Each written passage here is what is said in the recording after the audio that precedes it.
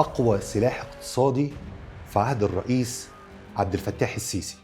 العقارات في عهد الرئيس عبد الفتاح السيسي. بعد ثورة 30 يونيو وبالتحديد في 2014 اتولى الرئيس عبد الفتاح السيسي مقاليد حكم مصر، وساعتها الاقتصاد كان فعلا على الحافة.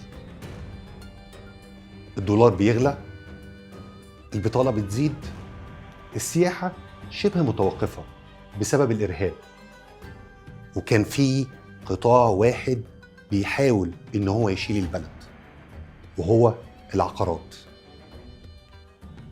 الرئيس عبد الفتاح السيسي قرر إن هو يفتح ملف التوسع العمراني، وقالها بوضوح: لازم نخرج من الوادي الضيق.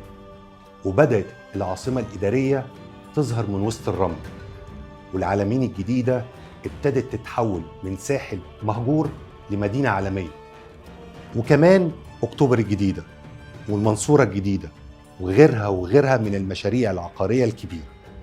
من سنة 2014 لسنة 2019 زاد الناتج المحلي بنسبة 2.2 إلى 5.2 تريليون جنيه. قطاع العقارات ساهم بنسبة تصل إلى 20% من إجمالي الناتج المحلي، سواء بشكل مباشر أو غير مباشر. واتبنت أكتر من 14 مدينة جديدة، وتم تسليم 600 ألف وحدة إسكان اجتماعي. العقارات في عهد الرئيس السيسي بقت أقوى سلاح اقتصادي وخطة إنقاذ اقتصادية قدرت تقلل البطالة وتخلي المستثمرين الأجانب يفكروا تاني في مصر. في ظل تآكل قيمة الجنيه، الناس لقت الملاذ الآمن لفلوسها وهي العقارات.